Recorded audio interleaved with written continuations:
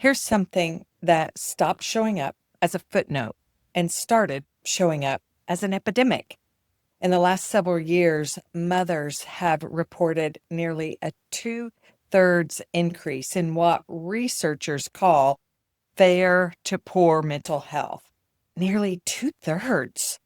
And right now, roughly 1 in 5 moms have a diagnosable anxiety condition. I'm not talking about a bad day or a difficult season. I'm talking about a diagnosis.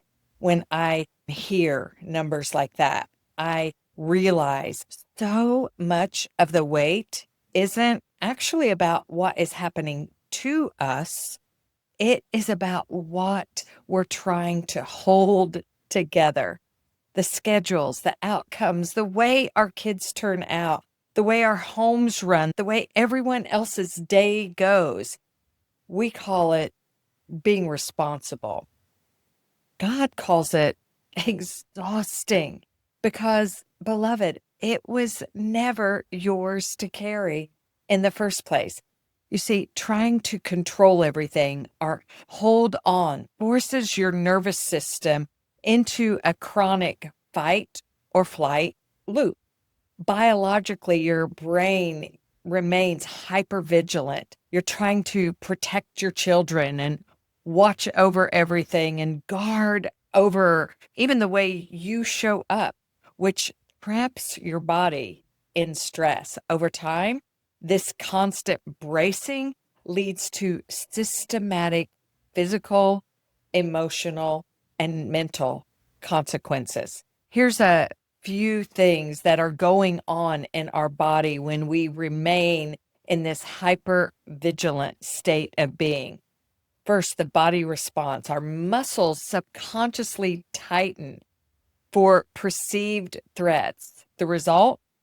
Chronic jaw clenching, tension headaches, migraines, severe pain in the shoulder, necks, and upper back. Oh, your massage therapist loves it, I'm sure. There's also the hormonal and cardiovascular strain.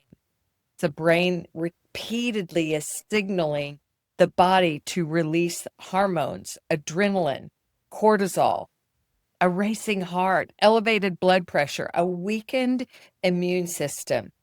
And it can also cause a state of constant physical depletion that sleep alone cannot fix. I'm sure you've heard of adrenal fatigue. Adrenal fatigue is a result of our body staying in that hyper-vigilant, guarded place. We have digestive disruption. The body diverts energy away from the digestive system to focus on the immediate threats or the perceived immediate threats.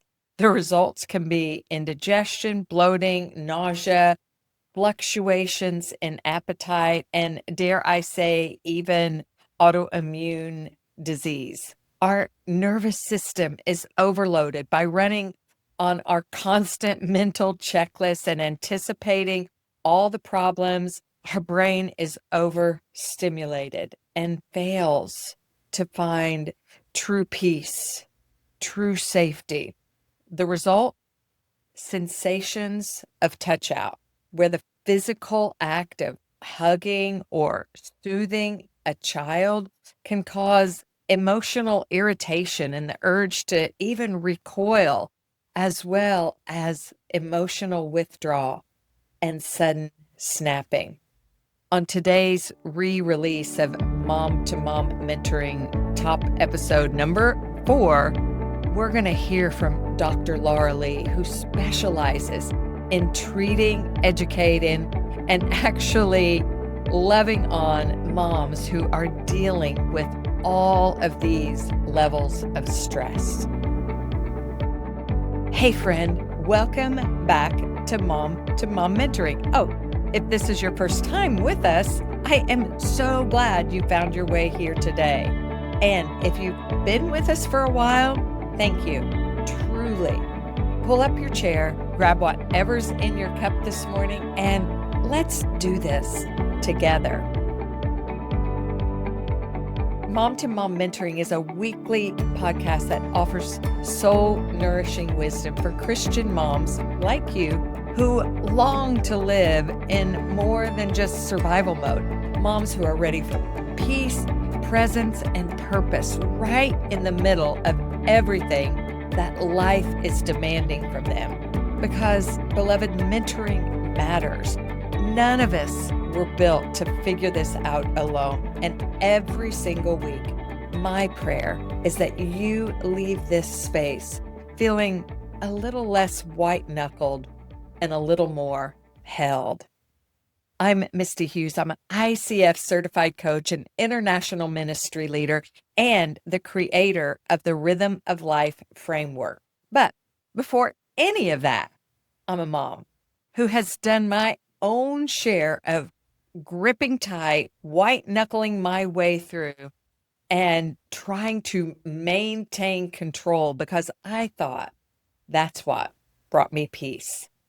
I've spent over 25 years walking alongside of women, helping them move out of overwhelm and into sustainable rhythms that actually help them feel like they belong to God instead of enslaved to a to-do list. Now, before we get into today's conversation, 2 quick invitations. First, if you haven't grabbed my free Rhythms of Renewal mini guide, it's a beautiful starting place for anyone who feels like your life is running them instead of the other way around. And second, I would like to invite you to come find us on the Christian Moms in Business and Ministry Facebook group. It is where a lot of the conversations that we have on Mom to Mom Mentoring keep going. So now about my guest today. Her name is Dr. Laura Lee. She's a chiropractor with over 23 years of walking alongside moms through prenatal and pediatric care. She's the author of Postpartum Reimagined and the host of her own podcast, You Are the Mom. And here is one thing I love about Dr. Laura Lee's story. She just recently sent her own daughter off to college, and out of her own letting go season, she wrote something beautiful called Words from Home for Your college-bound teen. You can find all these things that Dr. Laura Lee does and provides on her website, which I will for sure leave her link in the show notes. Now, this woman, my guest, she doesn't just teach on letting go. She has actually lived it in real time with her own children and her own heart. So if your hands are tired, if you have been white-knuckling your way through this season of motherhood, gripping so tight you don't even remember what it feels like to open them, I want to invite you to a few things with me right now. Number 1, beloved, take a deep breath. Honestly, that is one of the kindest things that you can give yourself. When I was a young mom, there was no one telling me to breathe. So I want you to let yourself breathe just for a moment. Let yourself be held. You can pick all the things back up after our episode. Even as I invite you into this, tears come into my own eyes because I need to do a little letting go myself. The next thing I'd like to invite you to do is just open your hands. Imagine all the things that you are carrying, holding. Now, as you open your hands, they're just floating away. It's okay. You can let it go. Breathe deep as they float from your hands. Now, with open hands, prepare to receive. God has so much goodness to give you, and some of that may actually come about through our conversation with Dr. Laura Lee. So let's just sit with our open hands, our deep breathing, lean in, and listen to the re-release of one of the top episodes of Mom to Mom Mentoring. You're not just a doctor, you're a mom and so much more. You focus on postpartum and pediatric wellness. So what lit this spark in you for your niche and for just how you show up to your patients? So when we had our daughter, I went back into practice, but then we had our son, and I really actually decided that I wanted to be a stay-at-home mom. And I really didn't want to practice anymore, but I kept getting pulled back into practice for one reason or another. My son, he had a bunch of health issues. He didn't sleep. He had food allergies. He had eczema. He had terrible colic. He had reflux. And so being back in practice and having to navigate that was very stressful. It was stressful as a mom, as a healthcare provider. It all was stressful on our marriage. But when I really surrendered to being back in practice, I just remember thinking, I'm not going to pretend that life is perfect. I'm not going to pretend that you follow this perfect recipe formula and everything's going to be okay. I'm just going to be real, because my life wasn't like that. And what I realized is that moms need support too.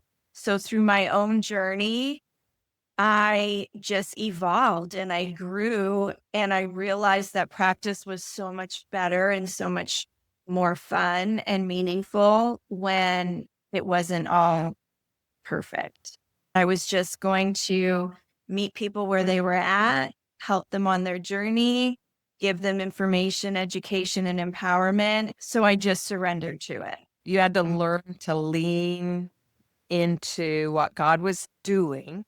It was obvious He was ordering your steps. You had your plans. Yes. Plan was to get home with your children. And so, as a mom who desires that, and it's obvious that that's not happening, what were the big wrestles of your heart? Oh my gosh. Oh my gosh. There were so many. There were so many, because I felt like being a stay-at-home mom was what I was supposed to be doing. So I was really confused why God wasn't honoring that, because that's what I felt was placed on my heart. Then why was there just such this wrestle? I think we sometimes compare ourselves to others, and that comparison can be a slippery slope. The confusion and the conflict that you, and I'm sure a lot of moms who are working, gainfully employed outside of the home. So there's that struggle, like you said, the grass is greener over there. I should be over there. Maybe I want to be over there. But then there's also the mom who's trying to build a business. Why isn't God blessing this? I'm wanting to do this. I'm wanting to do this the kingdom way. And why isn't God blessing it? So we all have these spaces or pockets that we are wondering, why, Lord? Yeah, for so many years, I was not content. Like I felt like there were so many years where all it was a continuous wrestle, even if it was just in my own emotional state and my relationship with God. When you're at work and you're running your own business, not only are you trying to produce an income, being a good steward of that, and you have employees, and so that you're working enough for it to make a difference, but that you're home enough for it to make a difference too. And then comparing yourself to others. It's all work, and it's all that mental load of motherhood. You can easily feel defeated, just the emotional baggage that we carry that is attached to all those emotions. Is this what you're supposed to be doing? And then some feel guilty because I'm not enjoying my kids, and others are, I feel guilty because I'm not home with my kids to enjoy them. And then when I'm with them, always busy and yada, yada, yada. So it, like all over the spectrum of motherhood, there are these things that are screaming at us that it's not enough, that we're not doing it right. We should be doing it this way or that way. And guilt can really become crippling. Was that part of your journey? Did you struggle with guilt? For sure. Yeah, a lot of guilt and that feeling of not being enough. And then how does it affect your relationship, not just with other people, but your own relationship with God? Because for a long time, I based everything off of a checklist. If I was checking all the boxes, then I must be doing a good job. But there wasn't a lot of fulfillment there. So then you feel guilty about that. How did you recognize, oh, that's guilt? And when did you recognize that that was an issue? I have an amazing friend in my life who was really mentoring me spiritually to help me realize that my relationship with God and my standing with God wasn't based on how good I was doing, air quotes, and if I was getting my checklist done or not. If I was meeting all this, what I would have considered like criteria for being a good mom, a good person, a good Christian, and just really working on my personal relationship with God, which I would say was really pivotal for me. And that I was missing things that God was showing me because I was too distracted making sure that I was being a good person, a good mom, a good business owner, a good chiropractor. So I think when I started to let those silent checklists fall off of my mind, heart, and emotional state is when I was able to stop feeling so guilty about everything because I was just feeling guilty about all of it and realizing that I was just enough the way I was. I think that was a really big pivotal time is having somebody who really mentored me and helping me understand what God talks about in the Bible. What did that mentorship look like? Like, were you guys studying the word together? What was going on? Yeah, I think she really recognized that I was struggling and that I was really wrestling with all these things and just had really decreased contentment. And instead of that decreased contentment being negative, it was that God was actually trying to utilize that to be in richer relationship with Him. So to understand what his word was really saying, not like how much of the Bible did you read or how many Bible verses do you have memorized, but are you really marinating in what that is saying to you? And what is God trying to say to you in that? It was a different perspective because I had grown up a Christian. I went to Christian grade school, high school. My mom had always encouraged me, like to confess to God the way that you're feeling about things and invite him into those spaces. But I don't think until you are in more challenging times in an adult situation with being a mom, being in a marriage, that sometimes you don't know what that means or how to utilize that. You need that continued mentorship. And I was so happy to have it because I didn't know that I needed it. It wasn't like I asked my friend, hey, can you mentor me? I'm really struggling. I was just fortunate enough to have her in my life where she posed questions like, what if checking off all the boxes on the checklist doesn't mean that you're in better relationship with God? And I was like, I don't even know what you just said. I don't know. And I would really have to think about it. So then that I think led me to a series of just unraveling and unpacking a lot of my own deep wounds or things that I didn't even know were a challenge to me, just the way that I was thinking about things. I think a lot of my early years as a mom, I connected doing a good job with getting everything done. There wasn't a lot of me emotionally available. So I felt guilty about that. So I love the way that you've just unpacked how you were mentored in that season, because it could have become another check the box. Okay, did you read your Bible sure. today? Did you, Yes. pray today? What did you pray today? I don't have it all figured out and I don't show up great all the time. But I think just being able to understand that guilt comes from control. We want to control a situation. We want to control a narrative. When we can't get it to match what we think it should, we feel guilty because we're out of control, right? Why don't we just let go of some of the control and ask God, what are you asking of me right now? Or what are you trying to invite into my life by these things not working out or by this path not going in that direction? I think that it would be really powerful if we can let go of some of that control and some of that guilt would fall off because maybe God is directing our steps. And if we just weren't so resistant, maybe he's got something better for us than what we could have imagined. There's so much wisdom in all that you said. If you were that mentor to another mom that was where you were, what would you ask her to help get the wheels going? What would be a question that a mom could start to ponder? Yeah, I think I would ask, what is your internal dialogue? What are the things that are on replay in your mind? Is it, I don't have time to get enough done? Is it, I'm not present with my family? Is it, I'm not good enough? What are the tapes that are on constant replay quietly in your mind? Because they're usually not that great. So we've done that. So let's talk a little bit then about where we might go from there. That's really revelatory. When we've discovered that, like, what do we do with that? Well, I would say let's start with confessing it to God. Like, let's start. I mean, it's not a surprise to him. He knows what we're thinking. He knows what our thoughts are.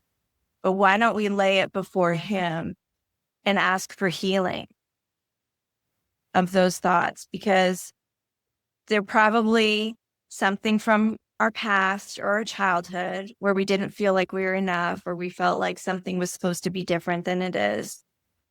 But why don't we just lay that before him and ask him, can you step into this space where I'm feeling this way, and this is how I'm talking to myself.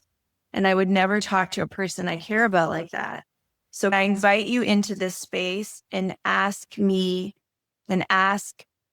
for healing. I think that would be the first place I would encourage. It's just like, let's confess it. Let's just get it and bring it into the light. Yes. Right? Instead of keeping it all inside of there in our own head. That's so good. So biblical. Right? Gosh. Well, because also I think too, like as a Christian, we can do all the things like, okay, let's take this negative thought and now how do we make it a positive? Yes. But the thing is that at the root core of it, it will go so much faster. And we can have supernatural speed if we invite God into these situations. And we will get really good at it, at recognizing that, oh, I'm trying to be in the driver's seat now and I'm not letting God direct, or I'm trying to take over.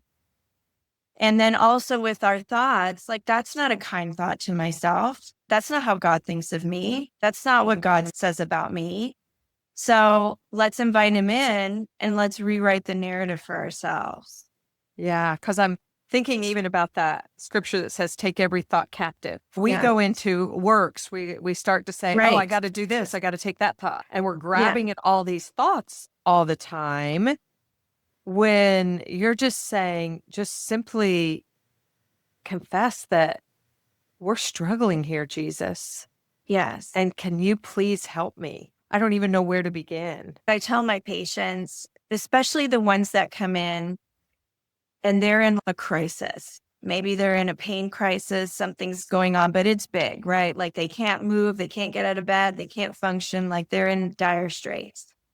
And I do say this probably has been going on for a long time, but it was probably coming to you in whispers. Maybe you had a little tweak here, but it got better.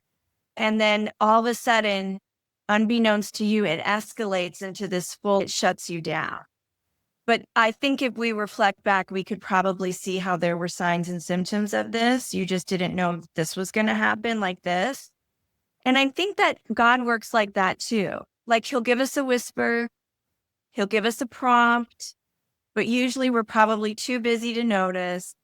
And everything's a checklist. Okay, I did this. I'm doing this. Okay, I'm going to be okay. And it's not sometimes until we literally hit a concrete wall that we're like so beat down or worn down or emotionally spent that we can truly say, okay, I know what it means to surrender. Because I do remember my friend saying to me, why don't you just ask God into this situation? And I was like, what do you mean? Like, what do you mean ask him in? He's already here. She's like, yes, but like you said, invite him, confess it to him. And I was like, oh, okay. It's so powerful, but it seems too simple. There have been times in my own parenting journey that I've been like, Lord, I don't even know what to ask anymore. So can you tell me what I need to ask? So he does that. We can just invite him even into those for me to ask. It's just that continual asking and the confessing, because the reality is you probably go through the practice, you confess it, and then tomorrow is a new day. And oops, out comes the list again, right? Yes. We didn't climb over that mountain in that 5-minute prayer with the Lord.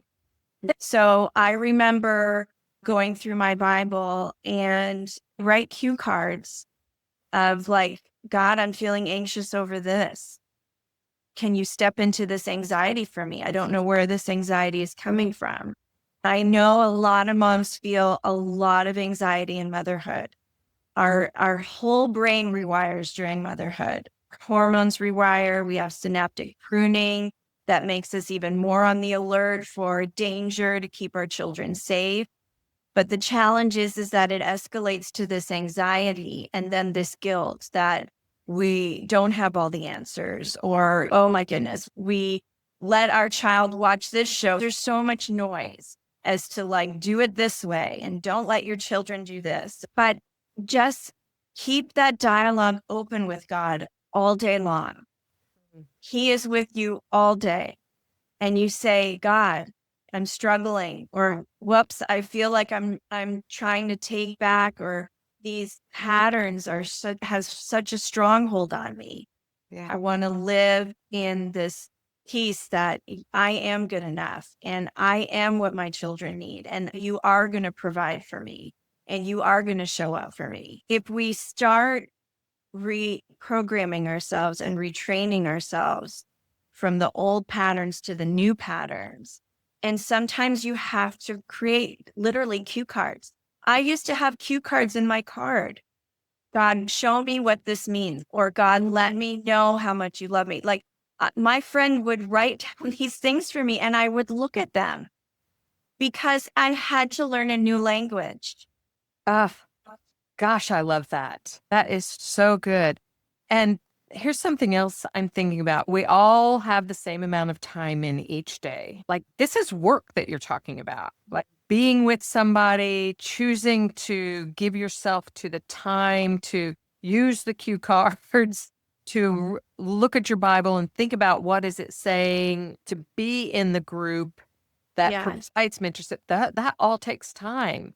Yes. And I often hear, I don't have the time for that. Yes. How do you respond to that for a mom who is dealing with high anxiety? You just have to start somewhere. You are right. We all have the same hours in a day. And there are pockets of time that we get to choose how we fill it. And sometimes we have to clear out 2 minutes. 2 minutes to read a cue card of a new language that's going to help your relationship with God and bring you to a place of freedom and peace. You can find 2 minutes. I used to get into carpool just so I could sit in quiet because that was where nobody could touch me. I could put my phone on Do Not Disturb. The dogs weren't going to be barking at my house. Kids weren't in the car yet. So before I transitioned from work to picking up my kids, I used to just get in carpool early and just be. And there was just some key phrases like there's no comparison in God's kingdom. Another one was there's no competition. This is not a competition with, which mom is the best mom. But I felt like I would compare myself and compete because I needed to do everything and be everything to everybody. And that was my own insecurities and my own control issues. So I would just say start somewhere. For me, I was just so desperate Yes. to not operate in the same operating system. It was just because it wasn't doing anything for me. And so making the time was a no-brainer for me. It was like I'd hit that concrete wall numerous times. And so just choosing to begin that journey of making that time. And like you said, it starts with 2 minutes. The thing is that your relationship with God, you can just start somewhere. It doesn't have to be in this perfect chair in the corner, quiet with a cup of tea. It could just maybe be in the carpool line for 2 minutes. And he's so excited. When you take that 1 minute or that 2 minutes, when you just begin to turn your heart towards him, just a passion. He's there waiting. Do you feel like, what was poured into you all those years ago, that you've just been able to pour back out to everyone who will hear this podcast for the years to come even. So thank you for sitting with us today and sharing from this deep, deep place of wisdom that you have cultivated and journey with the Lord. Oh, yes. Well, thank you for the opportunity. I just don't want another mom to have to suffer and to feel that isolation. And, it really can just start with just a simple minute or two and just a little bit of awareness. But you've got the book, you've got your podcast, now you've got a new book. So how do we find you, Dr. Laura? Well, if you go to drlauralee.com, you'll find a lot of my resources there. But really the best way is on Instagram. Just find me on Instagram and you'll be able to keep up with all the amazing things that we're trying to do to just help others live rich in relationship with God and their families and their children. Lee is just L-E. Correct. Just one E. This has been like this extended prayer time with you has been so rich. Okay, before we go our own separate ways today, before you pick all those things back up that have floated away, I want to leave you with this. Control feels like safety, but it isn't. It's exhaustion wearing safety clothes. And surrender isn't giving up on your kids, your home, your future, your life. It's finally giving up the exhausting job of pretending you were ever meant to hold it all by yourself. If something in this conversation named a place where you've been gripping too tight, I want you to do one thing this week. Go grab the Rhythms of Renewal mini guide and bring your journey to our Facebook group, Christian Moms in Business and Ministry. Tell us what you're loosening your grip on. I promise you, you are not the only one holding on tight. Mama, your hands were not made to hold the whole world. They were made to hold your people, to hold that cup of coffee gone cold because you were so busy loving somebody, loving your people, to open up and set it down. Keep your palms open toward the one who is never, ever going to ask you to carry this alone. Whatever you've been gripping today, I pray that you feel permission to loosen your fingers just a little. Here's another way to put it. Beloved, you are here to be light, to bring out the God colors in the world. God is not a secret to be hidden. He has made you a light bearer, and He is not going to hide you under a bucket. He's going to put you on a light stand, on a hilltop, so that you can truly show up in the way He's created you to shine. Letting go of control does not dim your light. It is actually what lets your light shine, because a hand that is open carries a lamp a whole lot better than a clenched fist ever could. Now, one more thing before I go.